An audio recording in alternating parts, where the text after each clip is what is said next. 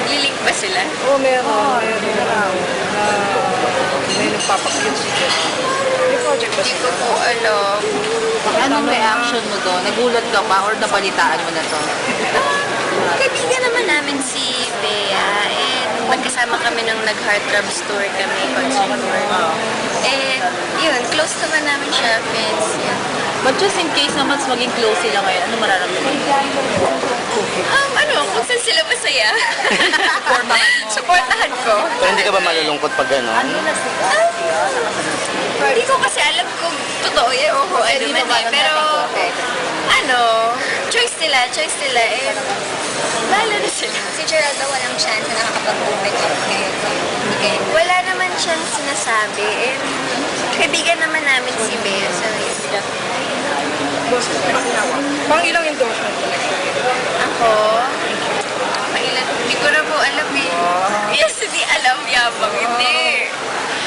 Syempre masaya ako. Masaya ako dahil maraming dumarating na endorsements, maraming blessings, and yun, salamat. Kung nasasaktan ka ba pag tinatanong ka tungkol sa breakup? Mga gano'n? Hindi, kasi wala naman talaga nangyayaring ganyan. And parang, siguro dahil tapos na kung tayo magkakalayo, and parang nalulungkot yung mga tao. So, pero gumagawa sila ng ganyan na parang, okay lang, sige, bahala kayo. Anong sabi ng Criminal sa ganito? Diba solid yung masyado yung fanbase niya? Sinusuportahan pa rin naman nila kami. Pupunta sila sa taping ko ng Your Song, and nandun sila lagi pag may ASAP, e-live, diba? So, May ginagawa rin naman sila. May ginagawa ka bang way pag yung nang parang inaaway yung ibang artista ng mga criminal? Ng fans niya? Kami, sabi namin, sorry ganyan-ganyan, hindi namin kontrolado kung ano. Pero hindi naman silang lahat. Parang siguro isa lang sa mga fan na yun or dalawa lang. Pero hindi naman lahat nang-aaway. Pero since si Gerald naliling kay Bea, ikaw naman marami rin naman naliling sa yung boys. At very open si Robby nga, at saka si Enchong na meron silang mga plans. Nako! Makakaloka sila. Ay, speaking of Enchong, nanliligaw daw sa'yo. Yun na nga eh. Sinabi naman niya sa interview. Ganda-ganda. Kaya nga may respeto siya kay Gerald, kaya hindi niya matuloy. Po, last 3 questions. Magkaibigan kami nila Enchong, sumasama siya sa amin minsan pag lumalabas kami sila Melissa. And yun, hanggang doon lang naman yun. Bakit hindi mag-prosper o mag-higher level ang inyong relationship ni Enchong? No, magalit si Eric Chavi.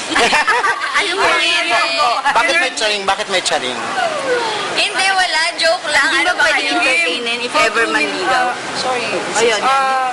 Minsan merong event kayo or gumimik kayong grupo, andun si Enchong. Parang nagkaroon kayo ng misunderstanding, tapos hinabol ka niya, tapos niyakap ka. Ay, hindi ko lang yung eksena. Eksena? Hindi, teleserye? Hindi, hindi totoo yun.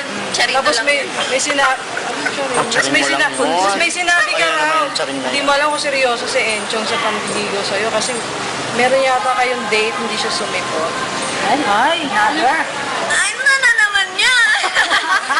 Hindi nga, meron Meron ba? Meron ba? Hindi totoo. Hindi siya sumipot. Hindi niya naman ako niyayang mag-date. Wala hindi totoo. Pero kayo malabat na dalawa lang. Hindi, magkasama kami lahat. Kasama siya sa amin. If ever ba? Oh, my girl pa lang naman magkaibigan na kami. Nag-may only hope, ganyan. Pero if ever na ituloy ni Enchong, Kwento-kwento. i-entertain mo ba? If ever na ituloy ni Enchong naligawan ka?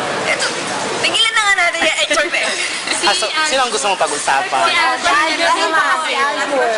Wala naman. Nagka-text daw kayo? Text mates na raw kayo ngayon. Ni Start Alcure? dun sa... Yes. After nung yes, most. Hindi, magalit si Chris Bernal. Ay, hindi. Wala magagalit. Number mo, Wala na sila eh. hiningi niya number mo. Ako nagalit talaga. Wala. Ano lang, nag-hi hello lang kami sa Yes, sa Bench Fashion Show. Yun lang. So after nun, wala na kayong communication. Wala na. Wala siya sa wallpaper ng Cherry Mobile phone. Wala. Ay, Andiyan ba yung number niya? Wallpaper. Andiyan ba si Andiyan ba? Ano ba? Alcure.